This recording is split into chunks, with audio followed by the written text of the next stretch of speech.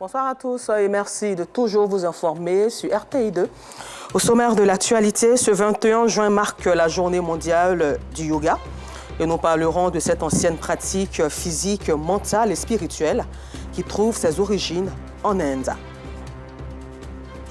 Et puis, hors de nos frontières au Mali, 11 cadres de l'opposition ont été arrêtés hier jeudi 20 juin à Bamako. Ils prenaient part à une réunion de la plateforme de l'opposition. Encore merci à vous d'être des nôtres sur RTI2 pour le temps d'information. Le yoga est une ancienne pratique physique, mentale et spirituelle qui trouve ses origines en Inde. Et ce 21 juin, c'est la journée mondiale du yoga. Elle a été instituée le 10 décembre 2014 par l'Assemblée générale de l'ONU. À cet effet, donc, notre équipe de reportage conduite par Perpétue Pan et Joël Gosset a donc saisi cette occasion pour assister à une séance d'entraînement du yoga que nous voyons maintenant. Decimus Ghislaine, professeur de yoga avec quelques pratiquants, attend les retardataires. Ghislaine est passionnée de yoga. Elle exerce depuis plus de 20 ans. Les bienfaits du yoga, ça a tous les bienfaits d'une activité physique, même si c'est très différent. D'accord ? Donc la mise en mouvement, bien-être articulaire, le gainage, se sentir bien dans son corps. Souvent, il y a beaucoup de gens qui viennent pour le mal de dos, bon, beaucoup de choses. Mais en plus de ça, avec le travail de la respiration, il y a aussi un recentrage sur soi. Même moi, je l'ai déjà remarqué, des personnes qui étaient très sportives, woyo, quand elles viennent au yoga, petit à petit, elles se ressentent sur elles. Elles apprennent à écouter ce qui se passe à l'intérieur d'eux, à prendre conscience de leur respiration, à savoir se calmer quand elles sont stressées par le biais de la respiration. C'est avec beaucoup de souplesse, de délicatesse et d'enchaînement de mouvements variés que Ghislaine aide ses étudiants à mieux pratiquer le yoga.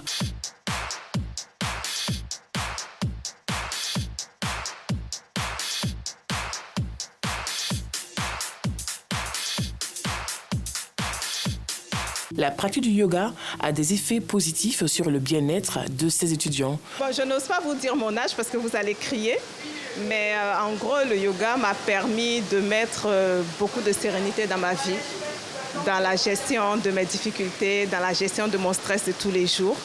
Et puis, il m'a permis de prendre le temps d'apprécier la vie. Et c'est vraiment ce qu'on apprend au jour le jour, à respirer aussi. Parce que je pense que c'est avec le yoga que j'ai vraiment appris à respirer. Ça fait 5 ans que je pratique avec elle. Et pour moi, le yoga, c'est un sport qui me permet de pratiquer régulièrement les mêmes mouvements et donc de m'améliorer sur la musculature en profondeur et la souplesse. Et c'est extrêmement complémentaire de tous les autres sports qu'on peut pratiquer à côté, que ce soit la course, la natation ou autre. Et quand je pratique du yoga, c'est quand même un yoga assez énergique. C'est pas uniquement de la respiration. Il y a beaucoup d'exercices avec le corps. Et l'objectif pour moi de cette pratique-là, c'est vraiment de garder en fait mon corps bien étiré et de pratiquer la souplesse pour me renforcer dans les autres disciplines. En plus de ses bienfaits, le yoga améliore la santé cardiovasculaire, renforce l'immunité et est souvent la réponse du corps face à certaines maladies. Il favorise aussi la perte de poids. Le yoga est une discipline spirituelle et corporelle qui peut être pratiquée n'importe quand et par n'importe qui. Et pour parler technologie, le 5 juillet prochain à Abidjan, on va accueillir le sommet international de l'innovation et technologique, dénommé High-Tech Innovation Summit. Il vise à réunir tous les acteurs du secteur en vue de promouvoir les innovations technologiques. High-Tech Innovation Summit s'inscrit dans le cadre de la célébration de 20 ans d'existence d'High-Tech, une structure spécialisée dans l'industrie de l'innovation technologique. Le compte rendu de Noussangaré. Le monde est en pleine mutation avec l'avènement de la révolution numérique. Et l'Afrique ne doit pas rester en marge de cette révolution indéniable à son développement. High-Tech Innovation Summit vient à point nommé, un sommet international qui rassemblera les principaux acteurs de l'industrie, des technologies, de l'information et de la communication en vue de célébrer le progrès fulgurant dans le monde.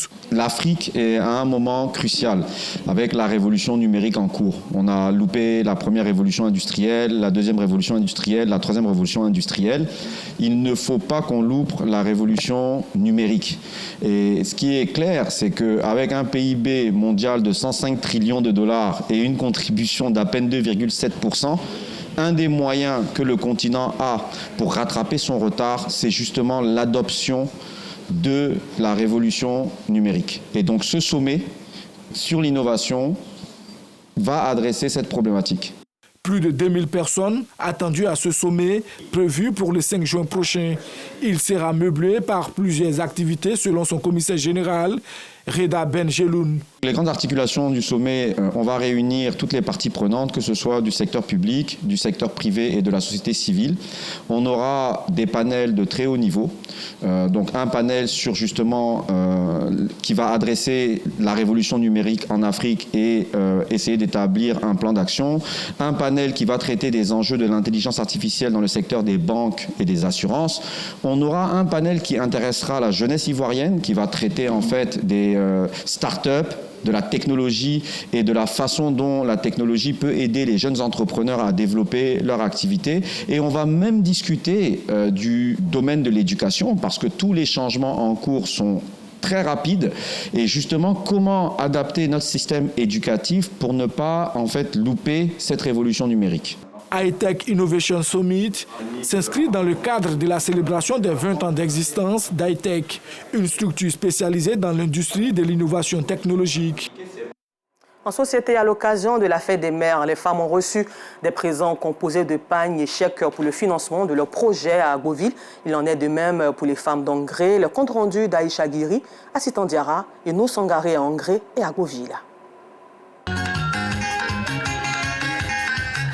Plus de 500 femmes célébrées dans la commune de Cocody à l'occasion de la fête des mères, une initiative de la société coopérative agricole Tabita de Côte d'Ivoire, Sokatsi.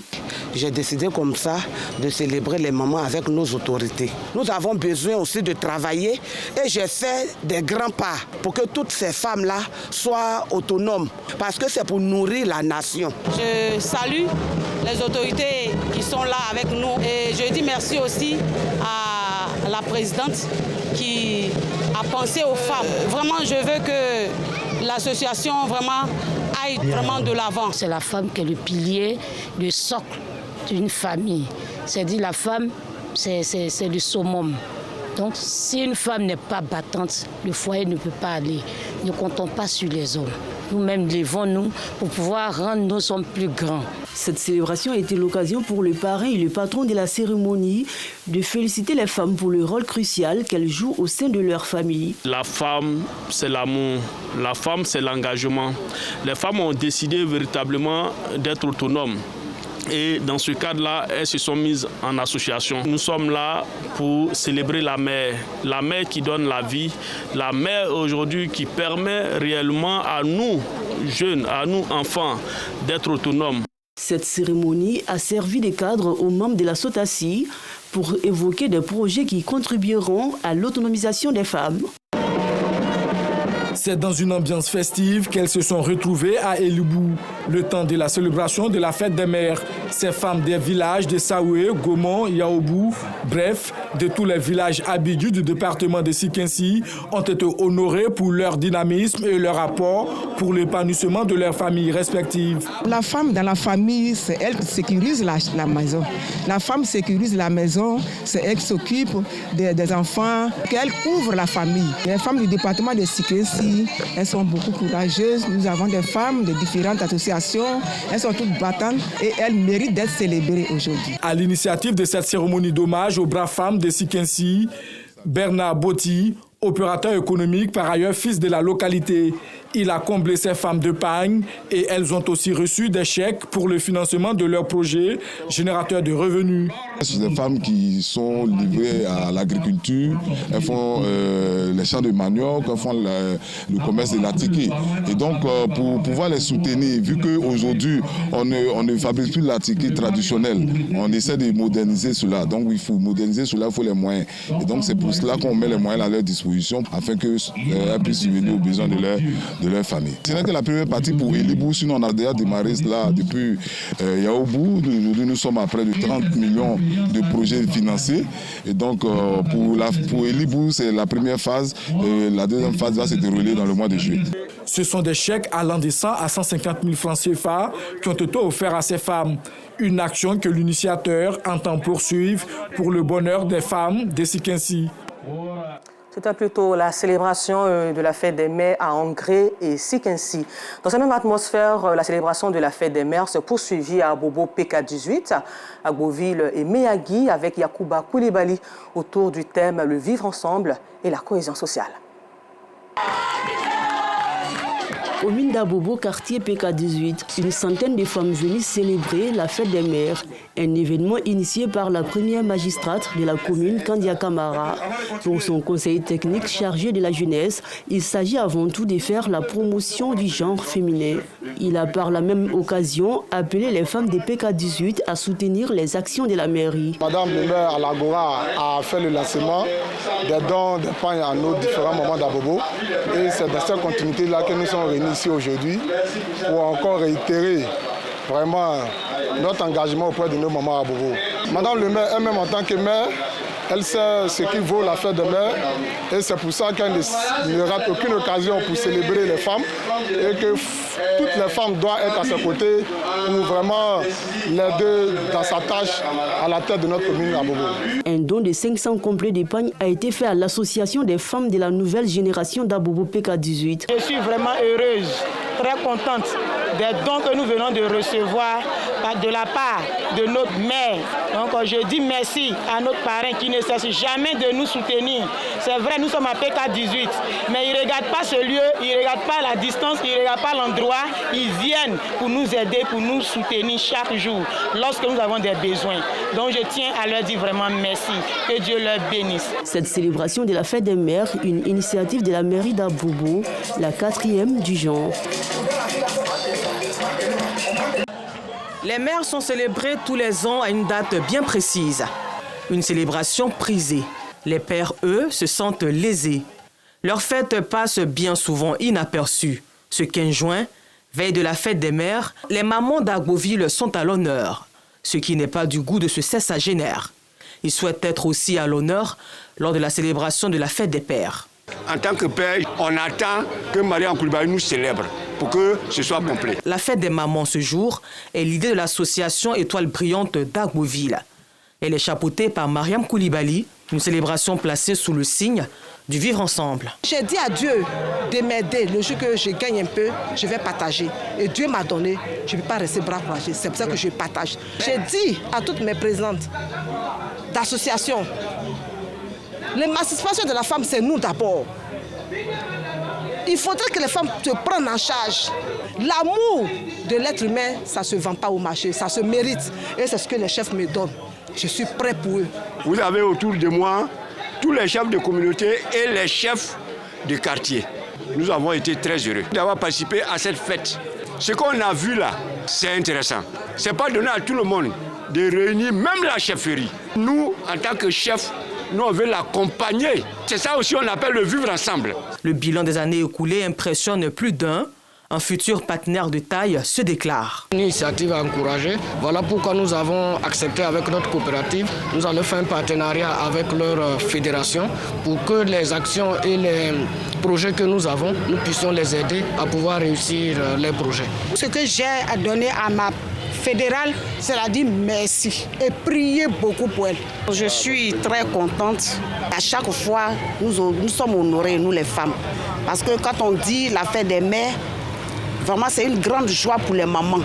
Nous qui avons allaité, nous qui avons accouché. Ce rendez-vous a enregistré la participation d'Alafé Wakili, président de la cérémonie, et bien d'autres personnalités qui promettent un accompagnement des initiatives entrepreneuriales. Se mobiliser autour de l'idéal de la lutte contre les décès maternels, néonatals et infantiles dans la région de la Nawa, c'est l'enjeu au cœur de la célébration de la fête des mères à Soubré. La jeune féminine a été instruite sur les bonnes pratiques en santé sexuelle et reproductive. Docteur Yelibi Sibili, médecin par ailleurs, parrain de la dite cérémonie, et Tia Honorine, président de Grâce Divine Group, soutiennent l'idée. Faire cette fête à l'honneur des mamans, vraiment, ça ne fait que me réjouir.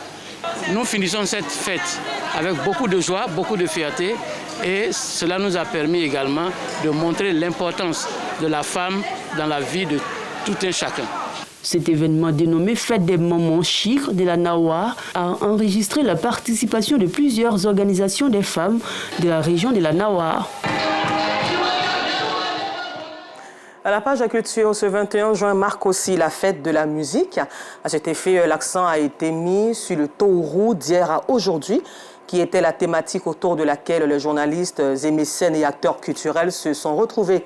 À la Maison de la Presse au plateau, le professeur Ziki Kolea, conférencier du jour, a entretenu son auditoire sur le rôle du Tourou dans la société, son origine et ses différentes mutations. Le compte-rendu de nous Sangaré.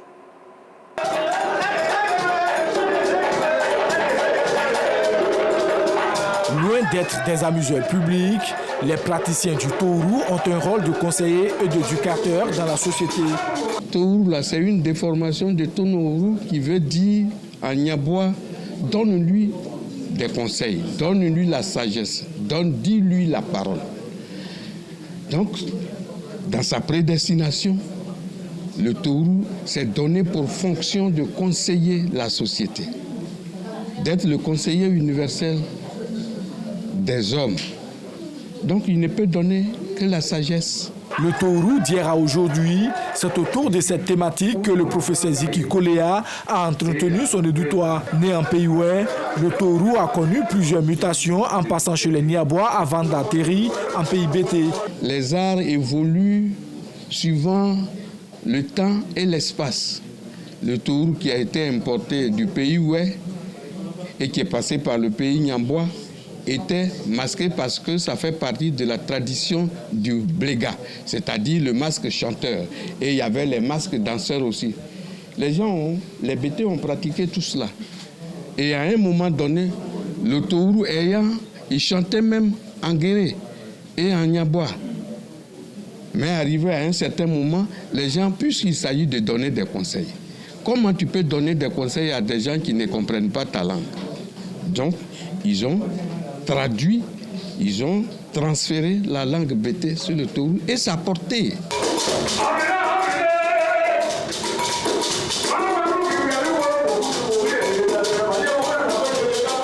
Le Tourou, ce tas oratoire qui s'inspire des proverbes, des contes ou histoires, a connu deux grandes générations selon le conférencier.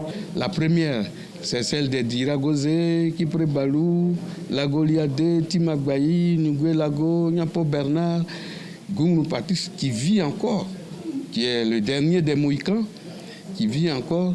Et après cela, il y a la seconde génération, c'est-à-dire ceux qui ont appris auprès de ces maîtres, dont le chef de file est Blingwanji. Cette conférence s'inscrit dans le cadre de la promotion du Tourou, socle de la culture bété. Une promotion qui va se poursuivre en France, où les praticiens du Tourou sont invités à jouer le 28 juin prochain à Noisy-le-Sec, à Paris. Et pour parler toujours culture, mettons à présent l'accent sur ce reportage portant sur la vente aux enchères d'œuvres d'art qui a eu lieu dans la commune de Cocody. La première édition de la vente aux enchères d'œuvres d'artistes modernes et contemporains. Un pari réussi pour Abidjan Auchan Compagnie. Cette initiative vise à promouvoir l'économie culturelle en Côte d'Ivoire. Nous avons créé ce programme pour essayer de transformer Abidjan en une capitale des arts visuels en Afrique. Parce qu'il y a un dynamisme économique. Et il est avéré que partout où le dynamisme économique prospère, il y a un champ également pour l'art contemporain et réciproquement. Alors donc ce que nous avons essayé aujourd'hui, c'est une mise en route. Le bilan, c'est déjà de remarquer que les artistes ont répondu présents. Vraiment, on est très touchés par l'adhésion des artistes. La salle Chandelier Lagune du Sofitel Abidjan Hôtel Ivoire abrite l'événement.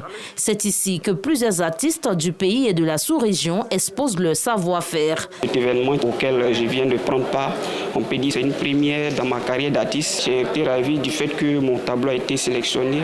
J'ai pu vendre mon tableau. Donc, c'est un ouf de soulagement aussi. Et puis, je suis confiant parce que je sais qu'il y aura de bonnes choses à l'horizon. L'événement a réuni plusieurs adeptes de l'art et des hommes d'affaires séduits par la qualité des œuvres exposées. Étant une amatrice d'art, donc j'ai tenu à participer à l'événement. Et vraiment, l'événement s'est très bien passé. Les œuvres sont magnifiques. Et félicitations à tous ces artistes-là qui ont produit ces œuvres-là. J'ai particulièrement eu un coup de cœur pour le Dozo, c'est juste par passion. Abidjan Auchan Compagnie se tient aux côtés des artistes, des galeries et des collectionneurs pour leur permettre de valoriser leur œuvre et patrimoine. Et puis nous terminons ce temps d'information hors de nos frontières au Mali où 11 cadres de l'opposition ont été arrêtés le jeudi 20 juin à Bamako. Ils prenaient part à une réunion de la plateforme de l'opposition. Encore merci à vous de nous avoir suivis et bon suite de programme sur RTI2.